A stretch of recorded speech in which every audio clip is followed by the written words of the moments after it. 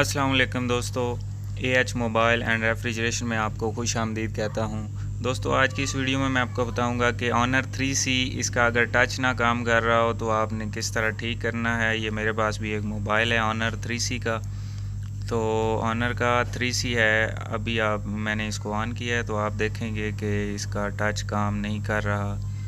तो दोस्तों, शुरू करने से पहले आपसे गुजारिश है कि अगर आपने हमारा channel AH mobile and refrigeration अभी तक सब्सक्राइब नहीं किया तो जल्दी से इसको सब्सक्राइब करके साथ बेल आइकन को दबा लें ताकि हमारी जो नई वीडियो अपलोड हो वो आपको नोटिफिकेशन के ज़रिए मिल जाए। और दोस्तों, अगर ये वीडियो फेसबुक से आप देख रहे हैं तो फेसबुक का पेज भी लाइक करके फॉलो कर लें ताकि यहाँ पे भी आपको सपोर्ट मिलती रहे।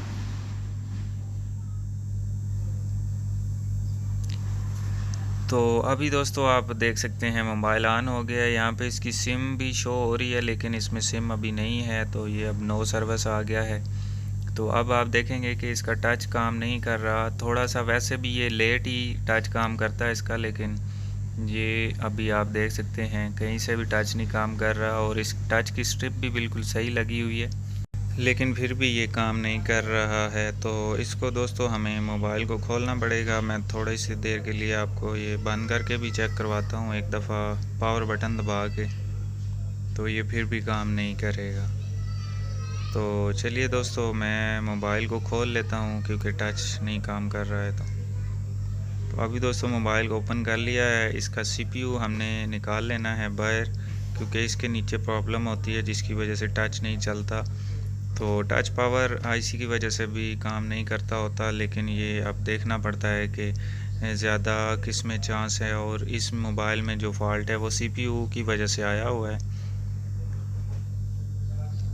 तो अभी दोस्तों आप देख सकते हैं मैंने CPU उतार लिया है। तो इसके नीचे ये जो पॉइंट हैं कुछ जुड़े हुए थे जिस वजह से टच मसला कर रहा था।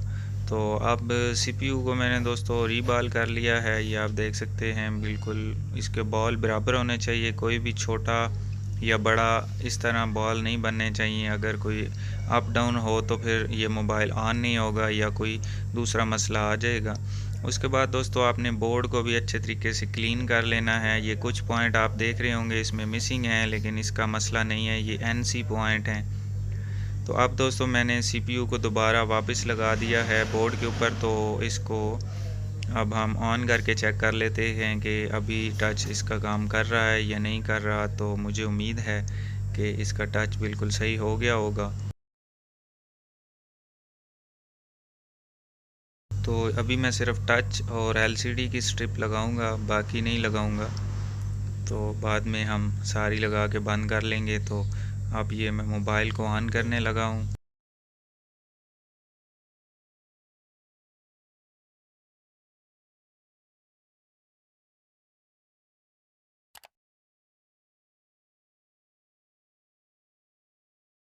तो ये दोस्तों अभी देख सकते हैं आप मोबाइल ऑन हो गया है। अगर आपका मोबाइल डेड हो जाता है तो CPU के साथ रैम लगी होती है, हो सकता है रैम में हीट चली गई हो जिसकी वजह से आपका फ़ोन ऑन नहीं हो रहा होगा। क्योंकि ये पेस्टेड IC होते हैं तो पेस्ट की वजह से ज़्यादा हीट जब जाती है तो बॉल इसके बाहर निकल आते हैं। तो आप उसके आसपास देखें कहीं पे सोल्डर के बॉल तो नहीं बाहर निकले हुए। अगर ऐसा है तो आपको रैम भी उतारनी पड़ेगी, फिर दोबारा से रीबॉल करनी पड़ेगी, तो आपका मोबाइल ऑन हो जाएगा।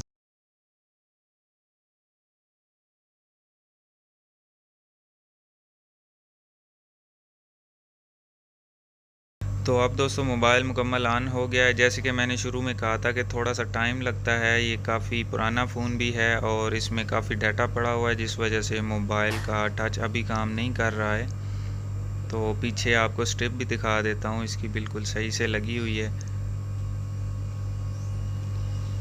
और यहाँ पे अब ये काम करना शुरू हो जाएगा। एक दफ़ा आप इसको बंद करके ऑन करेंगे तो ये अभी आप देख सकते हैं टच बिल्कुल इसका सही चल रहा है। तो दोस्तों मैं उम्मीद करता हूँ आज की हमारी वीडियो आपको पसंद आई होगी। अगर पसंद आई हो तो लाइक ज़रूर कीजिए और शेयर कीजिए अपने दोस्तों में ताकि वो भी इससे फ़ायदा उठा सकें। और दोस्तों मिलते हैं अगली वीडियो में एक नए से ट्रिक्स के साथ।